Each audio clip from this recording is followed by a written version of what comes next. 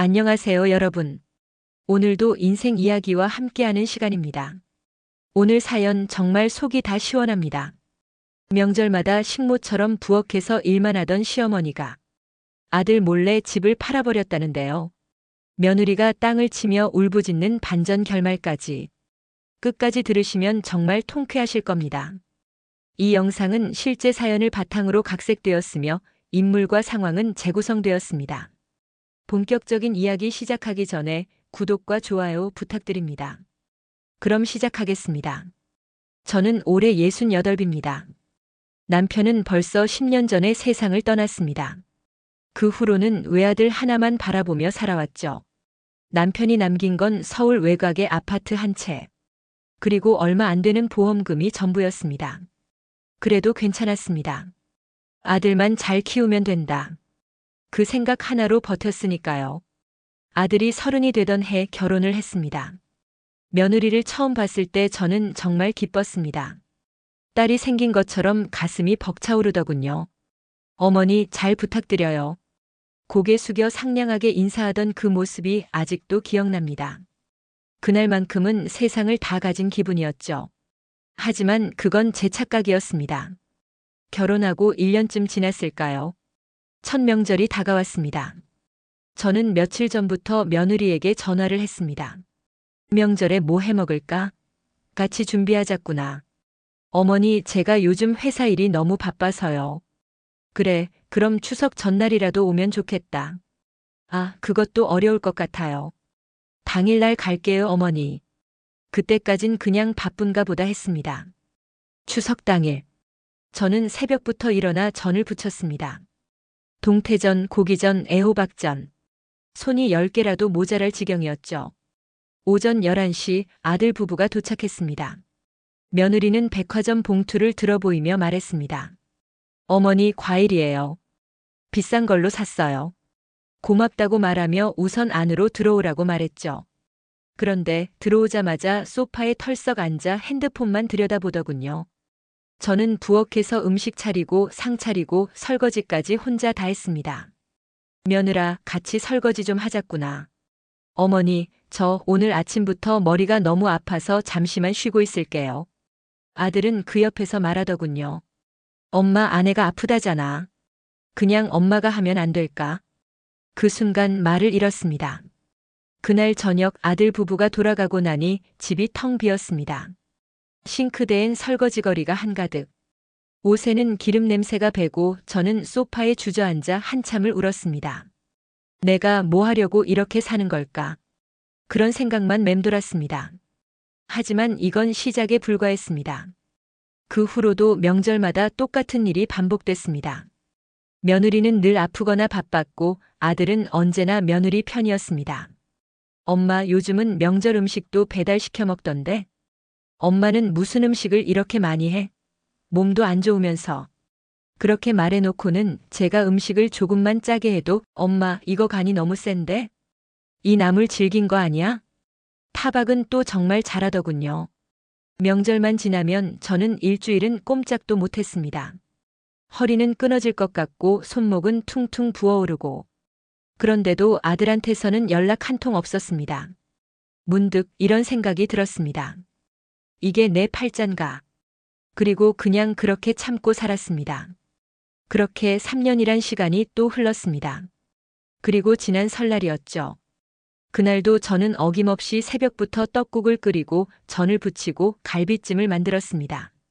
손이 아파도 허리가 끊어질 듯해도 명절이니까요. 아들이 온다니까요. 아들 부부가 도착한 건 점심때쯤이었습니다. 어머니, 안녕하세요. 며느리는 짧게 인사만 하고는 곧장 안방으로 들어가더군요. 잠시 뒤 안방 문틈으로 며느리 목소리가 들려왔습니다. 여보, 이리 좀 와봐. 어머니 집 진짜 넓다.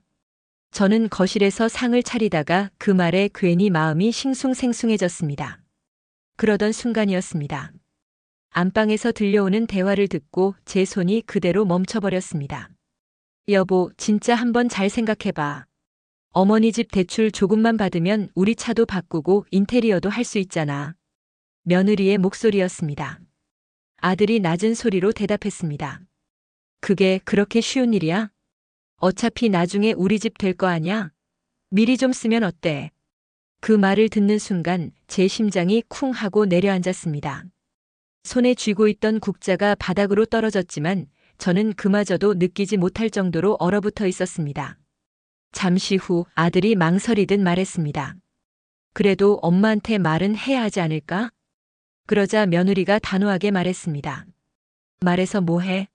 거절하실 텐데 그냥 우리가 알아서 하면 되지. 나중에 어머니 연세 드시면 좋은 요양원 보내드리면 되잖아. 여기 대출금으로 우리 집 대출금 정리하면 딱이잖아. 저는 숨을 삼키는 것도 힘들었습니다. 아들이 약하게 반박하려 하자 며느리는 더 강하게 밀어붙였습니다. 여보, 효도는 우리가 따로 할 거잖아. 나중에 이 집 정리하고 나면 그때 어머니 좋은 요양원으로 모시면 좋잖아. 그 말을 듣는 순간 저는 다리에 힘이 풀려 바로 주저앉을 뻔했습니다.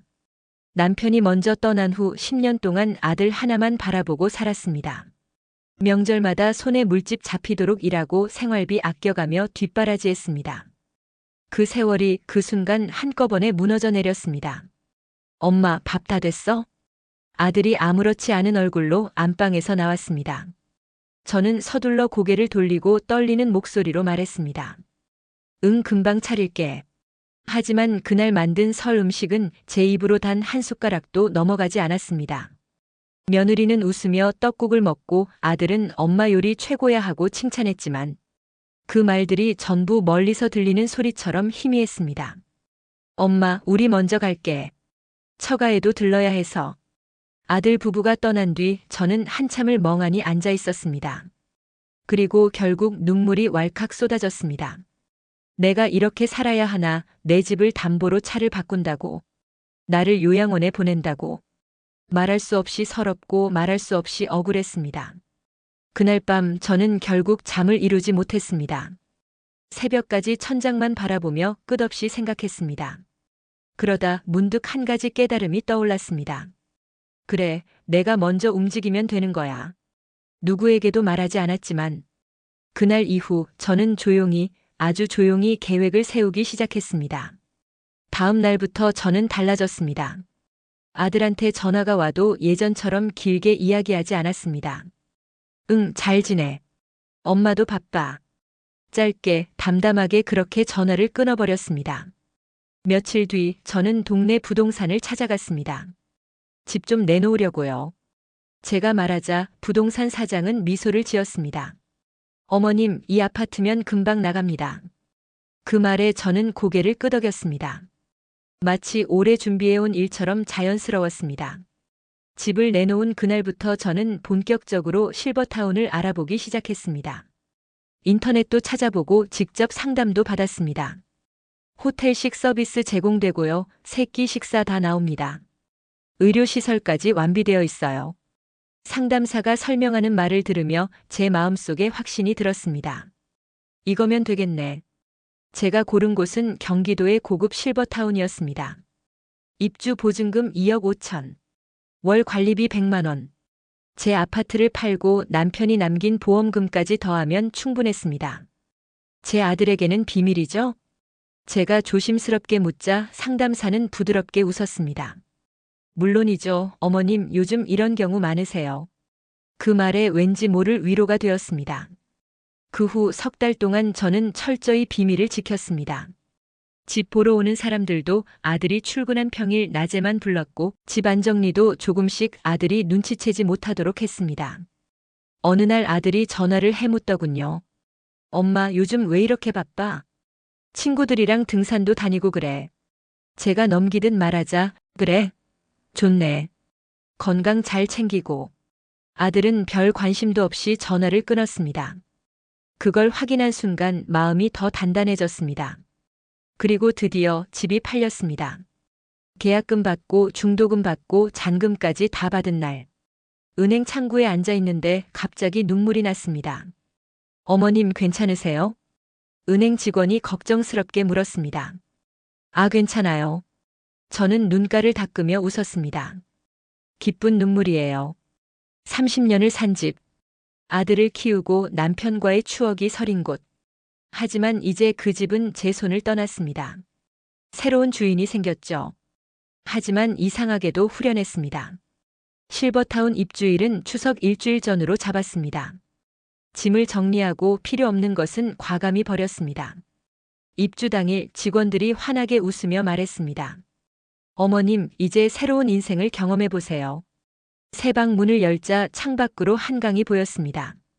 깨끗한 침대, 넓은 화장실, 아늑한 거실과 소파, TV까지. 아, 여기서 편하게 살면 되는구나. 그제야 정말 제 집에 온 기분이 들었습니다. 이제 마지막 순서만 남았습니다. 추석 전날 아들에게 전화를 거는 것. 핸드폰을 손에 쥐고 한참을 망설였습니다. 괜찮아. 이건 내가 선택한 거야. 심호흡을 하고 아들 번호를 눌렀습니다. 엄마, 왜? 아들이 전화를 받았습니다. 응, 다른 게 아니고 아들이 제 말을 끊고 얘기하더군요. 내일 추석이잖아, 엄마. 우리 점심때쯤 갈게. 갈비찜 좀 많이 해줘. 애들도 데리고 갈 거야. 애들? 며느리의 조카들을 말하는가 봅니다. 순간 이상하게 웃음이 나왔습니다. 그래, 알겠다. 그런데 말이다. 잠시 숨을 고르고 말했습니다. 엄마가 집에 없을 것 같은데. 응? 어디가? 장 보러 가? 그럼 우리 늦게 갈게. 아들은 대수롭지 않게 말했습니다. 아니, 저는 천천히 확실하게 말했습니다. 나 이사했어. 이사? 뭐라고? 그게 무슨 소리야? 어디로 이사를 해? 아들 목소리가 급하게 떨리기 시작했습니다. 집 팔았다. 저는 또박또박 말했습니다. 뭐? 집을 팔았다고? 아니, 엄마 미쳤어? 왜 허락도 없이 집을 팔아? 내 이름으로 된 집인데 왜 네 허락을 받아야 하니? 저는 담담하게 말을 이었습니다. 나 실버타운 들어왔다. 여긴 식사도 나오고 청소도 해주고 아주 좋구나. 실버타운? 그럼 집 판 돈은? 아들이 더듬거리며 물었습니다. 보증금이랑 생활비로 다 썼지. 앞으로 10년은 거뜬히 살겠다. 아니, 엄마. 그 돈을 다? 우리 유산은 어떻게 돼? 그제야 아들이 본심을 드러냈습니다. 저는 잠시 아무 말도 하지 않았습니다. 그때 뒤에서 며느리 목소리가 들렸습니다. 어머님 뭐 하신 거예요? 집을 왜 팔아요? 그거 우리 집인데. 며느리가 전화를 빼앗아 소리쳤습니다. 우리 집? 저는 헛웃음이 나왔습니다. 언제부터 그게 너희 집이었니? 내 이름으로 된 집이 왜 너희 집이야? 어머님. 그래도 그렇지 아들한테 상속할 생각은 안 하세요? 너무 이기적이신 거 아니에요? 며느리 목소리가 흔들리고 있었습니다. 이기적? 저는 차갑게 웃었습니다. 지난 설날 너희가 한 말 다 들었다. 네? 며느리 목소리가 얼어붙었습니다. 내 집 대출받아서 차 바꾸고 인테리어 하겠다고. 그 집 정리해서 나는 요양원 보내면 된다고. 그 말 내가 다 들었다. 그건 오해예요, 어머니. 며느리가 황급히 변명했습니다. 오해? 내 귀로 똑똑히 들었는데? 저는 단호하게 말했습니다. 아들 바꿔라. 잠시 뒤 전화기 너머에서 흐느끼는 소리가 들렸습니다. 며느리가 울고 있는 것이었습니다. 엄마 아들이 떨리는 목소리로 말을 이었습니다. 엄마 미안해, 우리가 잘못했어. 제발 집 파는 거 취소할 수 없어? 이미 늦었다. 저는 담담하게 말했습니다. 계약도 끝났고 나 이미 여기 입주했다. 그리고 마지막으로 가장 하고 싶었던 말을 꺼냈습니다. 그리고 말이다. 저는 느리게 숨을 들이켰습니다. 너희 앞으로 명절에 오지 마라. 여기 외부 음식 반입 금지야. 그리고 갈비찜 먹고 싶으면 너희끼리 해 먹든지 시켜 먹든지 해라. 엄마 제발. 아들이 울부짖는 소리가 들렸지만 저는 그냥 전화를 끊었습니다. 그리고 아들과 며느리 번호를 차단했습니다. 이제 끝이다. 저는 긴 숨을 내쉬었습니다. 며칠 뒤 전에 살던 집 근처에 사는 친구에게서 소식을 들었습니다. 아들 부부가 아파트 앞에서 서로에게 소리 지르고 서로 탓하며 싸웠다고 합니다. 며느리는 당신 엄마 때문에 이렇게 됐다. 며 난리였고 아들은 내가 그런 소리를 해서 이렇게 된 거잖아. 라고 소리쳤다죠. 결국 경찰까지 출동했다더군요. 그 이야기를 듣는 순간 저는 피식 웃음이 나왔습니다. 잘 됐네. 이제 정신 좀 차리겠지. 그리고 저는 창밖을 보며 따뜻한 햇살 아래에서 조용히 차 한 잔을 마셨습니다.